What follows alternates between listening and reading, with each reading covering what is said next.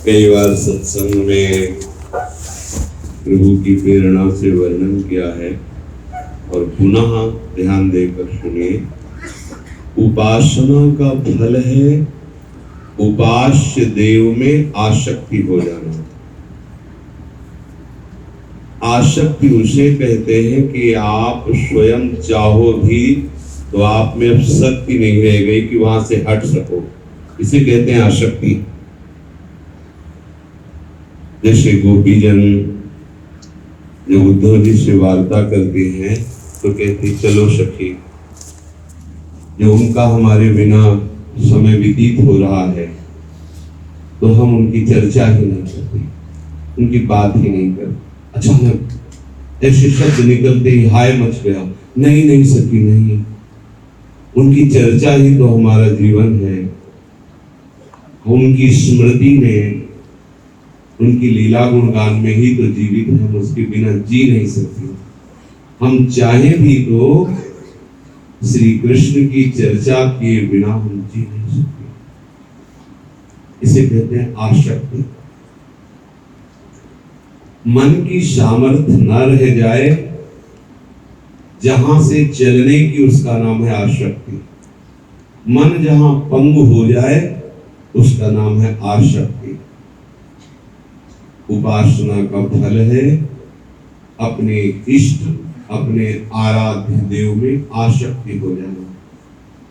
और ये आसक्ति होती है उनके नाम जप से, लीला गायन से, लीला कथा श्रवण से, सेवा से, रसिकों के संग से, धाम लीला क्षेत्र है इसका आश्रय वास से। पर एक अगर वस्तु नहीं है तो सब करते हुए भी आसक्ति नहीं होगी, वह है एकाग्रता, तन्मयता। अगर ये नहीं है तो ये सब होते हुए भी नहीं होगी। आप लीला गायन करेंगे, लीला श्रवण करेंगे, सेवा करेंगे, नाम जप करेंगे, वृंदावन वास करेंगे, लेकिन आपको अपने आराध्य देव में आसक्ति नहीं होगी। देख लीजिएगा, अनुभव की बात कह रहा हूं। एकाग्रता, जब आराध्य देव की सेवा में तो पूरी एकाग्रता केवल सेवा में। अपने यहाँ की सेवा वैदिक सिद्धांत से नहीं है, वैदिक रीति से नहीं है, प्रीति रीति से है। भावोत्सवेन भजताम रसकाम धेनु। अभी हमारे मन में आ जाए तो अभी रास शुरू, अभी रास, अभी जैसी प्रेरणा हुई वैसी सेवा शुरू। यहाँ सिद्धांत नहीं लागू, यहाँ भाव लागू। प्रिया प्रीतम जैसी प्रेरणा करे वैसे। कैसी सेवा प्रिया प्रीतम की करनी है? जैसे अपने देह की करते हैं, शुरुआत यहीं से कीजिए। जैसे फल पाने के बाद आप पानी नहीं पीते तो प्रिया प्रीतम को फल भोग लगाने के बाद जल कैसे पिला सकते हैं? जैसे गर्म दूध पिलाने के बाद ठंडी वस्तु नहीं पा सकते आप, तो प्रिया प्रीतम को कैसे लगा सकते? आत्मवत सेवा, एकाग्रता बहुत बड़ी बात है। सेवा ये उन प्रभु की सेवा है जो इतने महान दयालु है कि जब उनकी दया और करुणा को जान जाओगे तो केवल रोते रहोगे। जो पूतना स्तनों में जहर लगा करके प्रभु को मारने की नियत से आई है, क्रूर कर्मा है, हिंसक है। प्रभु को अपना स्तनपान श्रद्धा से नहीं करा रही है, मारने के लिए उनके मुख में अपना स्तन पधरा रही जिसमें जहर लगा हुआ है, और वैसा जहर कि जो छू जाए तो मृत्यु हो जाए। प्रभु अपने श्री चरणों को उसके वक्षा स्थल पर लगाते हैं। तू आई तो है ना, ले, जिन चरणों को बड़े बड़े मुनि ध्यान करते रहते हैं तेरे हृदय में पधराता हूं। छोटे से बाल गोविंद स्तन पकड़ा और चरण यहाँ उसके छाती पे लगा। फिर इसके बाद किसी भी भाव से सही अपने स्तन तो प्रभु के मुंह में दिए तो जो मैया यशोदा को गति प्राप्त हुई वही पूतना को कम्बा दयालु शरणम ब्रजम।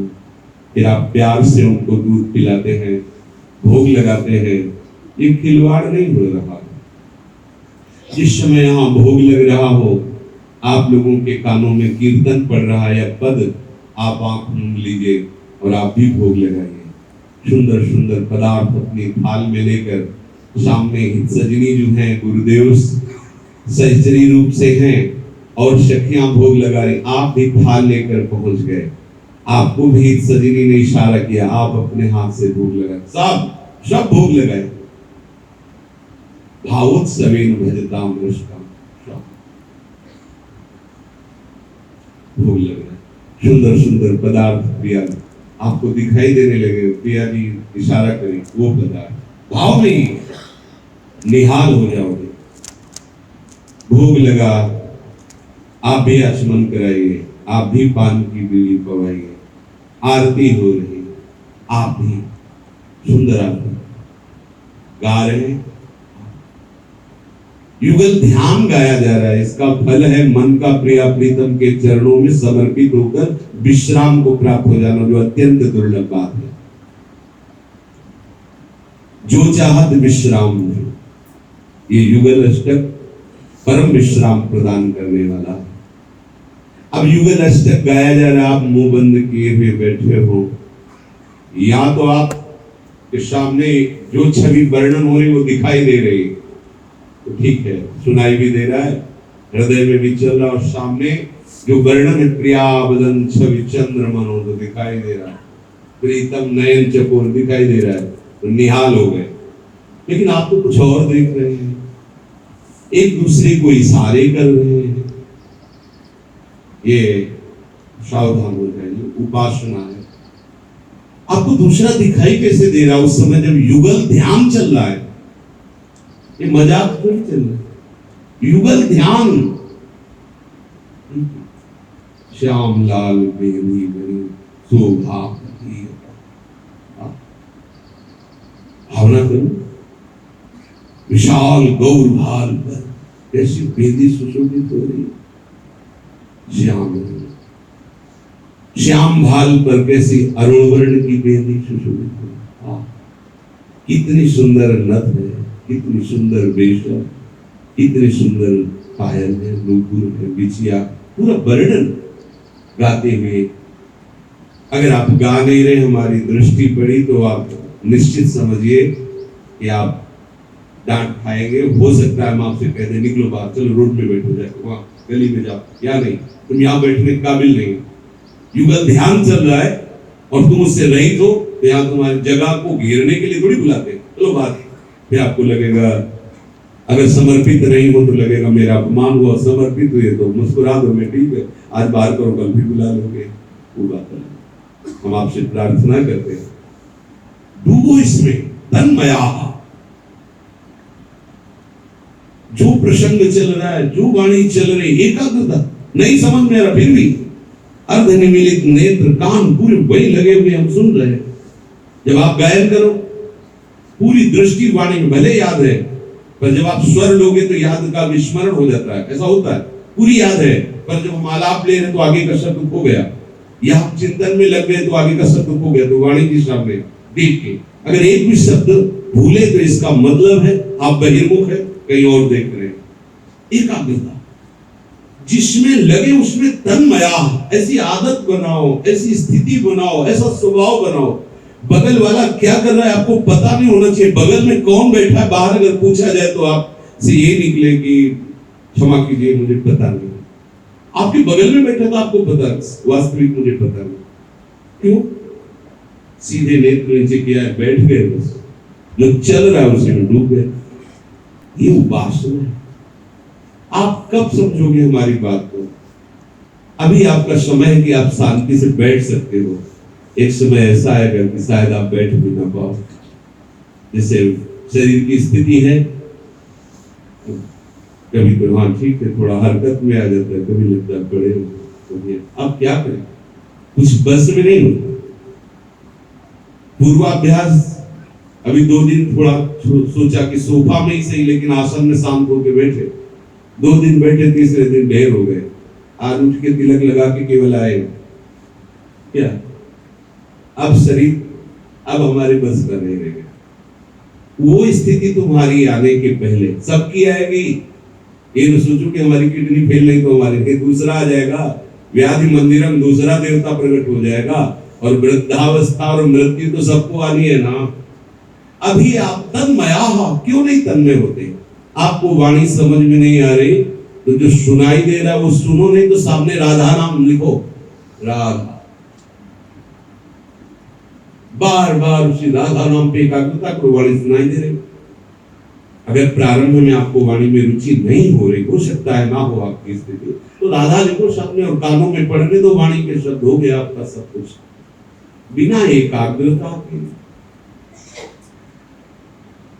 अगर आपको सामने कोई भय उपस्थित कर दिया जाए और अच्छी से अच्छी वस्तु दे जाए कि आप इसका स्वाद बताओ, तो आप नहीं बता पाओगे, क्योंकि एकाग्रता वहां है। अर्थात आप प्रसाद पागे लेकिन स्वाद नहीं। ऐसे आप वाणी पाठ करके सेवा करके लेकिन स्वाद नहीं मिला, फायदा क्या हुआ?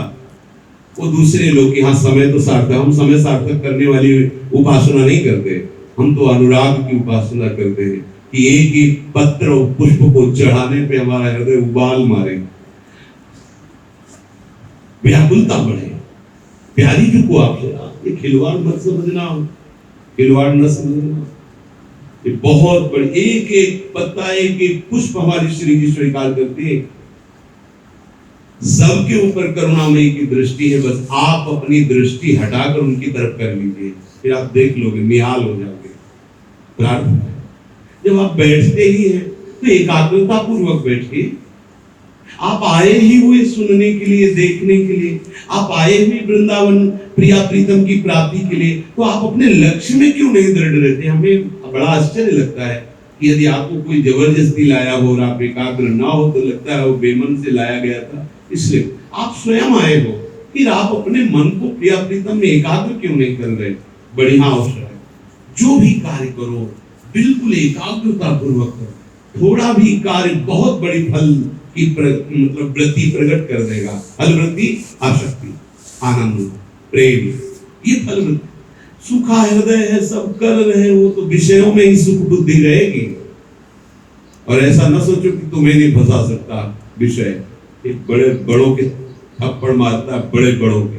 भगवान की ही शक्ति से संपन्न ये विकार है। कोई ऐसा मत समझो कि लुंजू पुंजू है, 2-4 माला करोगे और काम विजयी हो जाओगे। भगवान शंकर की 88,000 वर्ष की समाधि लगाने वाले की समाधि भंग कर दी।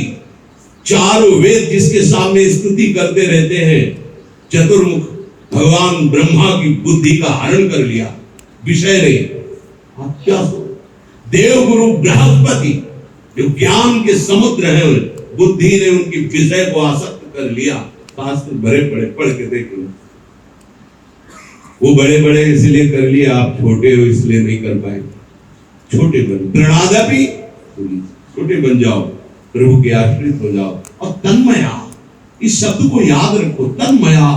जो करो बिल्कुल तन्मय होकर करो। पता नहीं आप कैसे समय व्यतीत करते हैं।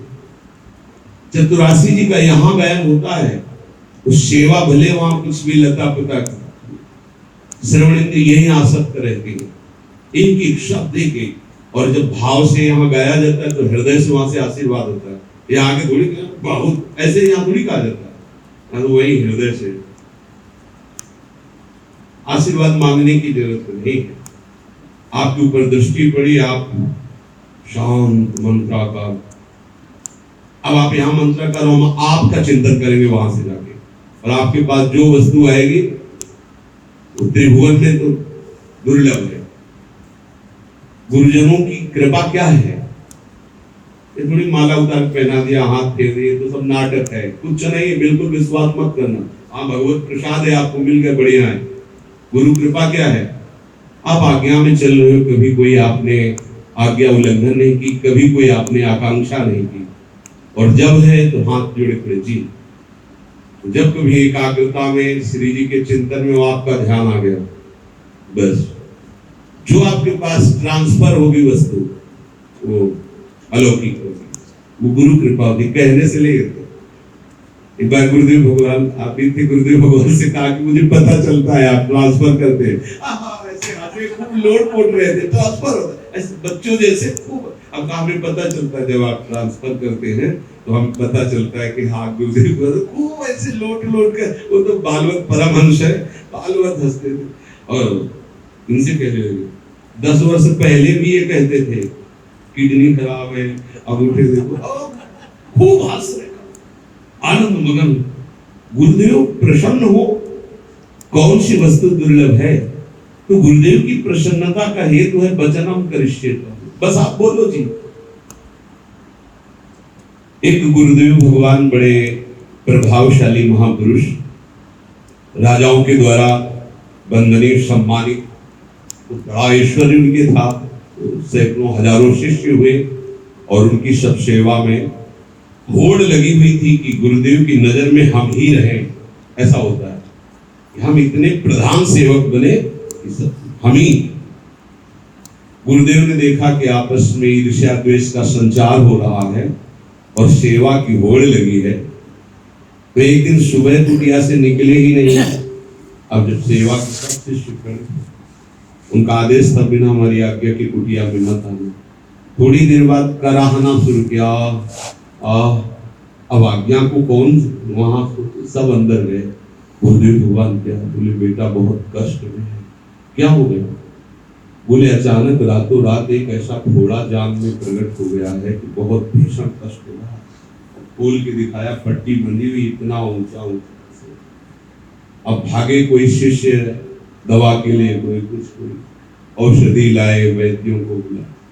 गुरुदेव ने कहा दूर हमें छूना मत, वैद्यों से कहा हम जानते हैं ये हमारा कौन सा रोग है, तुम सब नहीं जानते हो। वैद्यों को तो पहले हटाओ, दवा फेंको और मुझे निकाल करके बाहर ले चलो। लंगड़ाते हुए गुरुजी गए, बैठे, सब शिष्यों को बुलाया। बोले दवा तो पता है पर बड़ा संकोच हो रहा है कहने में। बोले गुरुदेव हम सब आपको प्राण समर्पित किए हुए, आपको संकोच?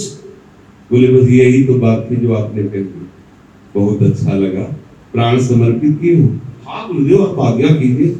तो बोले विषैला फोड़ा है, इसे मुंह से चूस लो, सारा मवाद तो हम अभी ठीक हो जाएंगे, पर तुम जहां एक बार भी चूसोगे तो मर जाओगे। अब प्राण समर्पित है वो, जो आगे होड़ वाले थे वो पीछे जाने लगे सबकी। और गुरुजी चुप रहे। थोड़ी देर में देखा कि 10-5 हाथ के अंदर में कोई नहीं, एक खड़ा है। उनका गुरुदेव आज्ञा हो तो ये सेवा हो। बोले मर जाओगे? बोले मर तो तभी गए थे जब आपके चरणों में आए थे, अब हमारा कोई अस्तित्व नहीं है, हमारा तन, हमारा मन, हमारा प्राण ये तो आपको समर्पित। गुरुदेव ये आपका है, अब हम जीवित कहाँ हैं, हमारे जीवन तो आप हो। नजदीक गए, बोले गुरुदेव पट्टी खोलो। बोले नहीं, इसका मुंह पट्टी के कोने से है, ऐसे हल्का सा काला काला सा दिखाई दे रहा था। बोले बस। उन्होंने लगा कि एक कवल पिया, बहुत मीठा ठंडा स्वादिष्ट लगा, अब तो चूस ले रहे। गुरुदेव धीरे धीरे करो। बोले गुरुदेव इसमें तो सब खत्म हो गया। और शिष्य थे सोचे मरा कि नहीं, देखे झाक, वो बड़ा प्रसन्न वदन से बोले गुरुदेव आज तक ऐसा स्वादिष्ट हमने अमृत नहीं पिया जैसा आपने पिलाया। पट्टी हटाई, कलमी आम के ढुली रह गई उसको फेंका। बोले हजारों में एक शिष्य है ये, हजारों में एक शिष्य। ये हमारा समर्पण, हमारी निष्ठा, हमारी एकाग्रता, यही भगवत प्राप्ति। कल एक प्रश्न पढ़ रहे थे कि गुरु सेवा से सीधे भगवत प्राप्ति। वैसे भी शास्त्रों में गुरु कृपा ही के मोक्ष मूलम गुरु कृपा बहुत से शब्द पाए, पर उसमें समर्पित। समर्थ गुरु रामदास जी ने जब शिवाजी को बहुत प्यार किया तो अन्य शिष्यों में लगा कि ये राजा है ना, बलवान राजा है, इसीलिए प्यार करते हैं। एक दिन गुरुदेव ने कहा कि आज हमारे साथ भ्रमण सब चलो। हम थोड़ी देर गुफा में आराम करते हैं, आप लोग बैठ करके इंतजार करो। थोड़ी देर ही लेटे और कराहने लगे। नजदीक सोए गुरुदेव, बोले पेट में भयंकर शूल प्रकट हुआ, दर्द हुआ। बोले गुरुदेव औषधि। शिवाजी थे, राजवैद्यों को अभी बुलंद है, हम जानते हैं। यहाँ जंगल में जाओ और सिंघिनी है, वो बच्चे दिए हैं, उसका दूध लाओ, अगर हम पी लें अभी पेट ठीक हो जाएगा। और जितने शिष्य थे वो तो शांत सुन्न पड़ गए। सिंघिनी को दूर, कोई बकरी को दूर ना है क्या? जाते ही खा जाएगी। शिवाजी ने कहा भगवान आदेश हो तो हम तत्काल इस सेवा में तत्पर हो। कहां पर कोई अंगरक्षक नहीं, कोई अस्त्र नहीं, और सुनो स्वर्ण का पात्र लेते जाना, सिंघिनी का दूध किसी और धातु में नहीं उठता। चल पड़े, कोई साथ नहीं गया, कोई शिष्य तैयार नहीं हुआ। सिंघिनी ने जे भी देखा दहाड़ मारे। उनका मैं गुरुदेव की सेवा के लिए आया हूं, एक बार हमें आप थोड़ा सा दूध दे दीजिए, गुरुदेव को दे दूं, अगर आपको खाना है तो लौट कर वचन देता हूं मैं आपके पास आता हूं। गुरुदेव की सेवा बन जाए, बस आप मुझे पा लीजिएगा। माना क्या हाथ जोड़े हुए बिल्कुल निर्भय होकर नजदीक गए, गाय की तरह सिंघिनी खड़ी हो गई।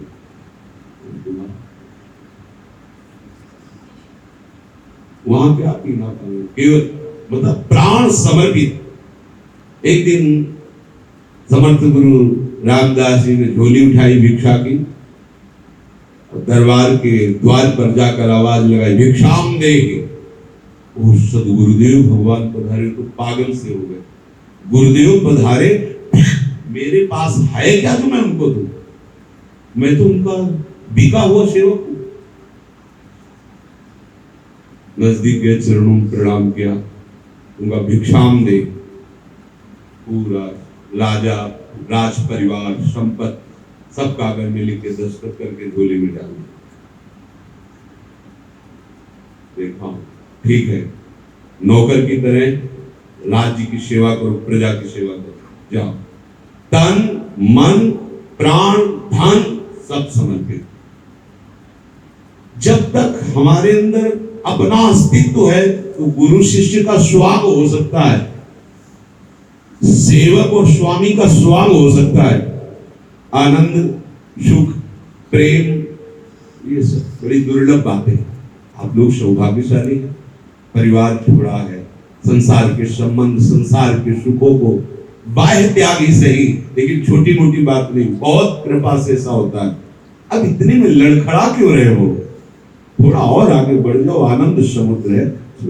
एकाग्रता, हमारी जब कभी दृष्टि आप पे पड़े तो आप धुन शून्य दिखाई देने चाहिए, शांत, आपकी दृष्टि एकाग्र होनी चाहिए। किसी तरफ देख के मुस्कुरा रहे हो, किसी से, ये सब उपासक के जीवन में नहीं होना चाहिए। अच्छा, यहाँ हंसी मजाक, यहाँ एक दूसरे की तरफ देख के मुस्कुराना, ये सब बिल्कुल नहीं। आपको पीछे से अगर कोई चुटकी काटे तो भी फर्क न पड़े, मन कह रहा वो काटे। प्रभु को समर्पित शरीर है, प्रभु शायद देख रहे होंगे कि कितना तुम एकाग्र हो। हमें कोई अगली बार से मानसिक प्रणाम करेगा, जो आपको वैसे मानसिक प्रणाम करेगा, बहुत सदा हुआ उपासक है। आप चाहते जब आप आए हो आप अच्छे बनो, आप भगवदानंद में डूबने की योग्य बनो, आप तन्मयता धारण करो श्री जी के चरणों की। बहुत समय कीमती, ये जो सुख में समय जा रहा है ये कभी नहीं आएगा लौट करके, और आगे का समय सुख में नहीं रहेगा। लिख लो कागज में। जैसे इस समय 9:30 बजे हैं, तो 9:30 बजे रात भी आएगी, एक 9:30 बजेगी जिसमें रात होगी। तो दिन में अपना काम कर लो, 9:30 बजे रात के काम नहीं कर पाओगे। मतलब जब अज्ञान और अंधेरा और प्रतिकूलता जब आपको घेरेगी तब आप निर्णय नहीं कर पाओगे। अभी कृपा और गुरु वचन रूपी प्रकाश है, आप सीधे निकल जाओ। बहुत बड़ा बंधन है, ये मत सोचना कि अगला जन्म होगा फिर हम और भजन करेंगे। समय नहीं है, नहीं है। जब आप अगला जन्म लेंगे तो भजन क्या होता है ये समझने लायक नहीं रहोगे, समझाने वाला नहीं मिलेगा। समय बड़ी तीव्रता से बढ़ता जा रहा है और कलिकाल का प्रभाव हर सत वस्तु को ढकता चला जा रहा है। हर पवित्रता को नष्ट करता चला जा रहा है, चाहे भोजन की पवित्रता, चाहे शरीर की पवित्रता या बुद्धि के विचारों की पवित्रता, सबको नष्ट करता जा रहा है। उसका प्रभाव है। सावधान होकर एकाग्रता पूर्वक प्रिया प्रीतम में तन्मय होकर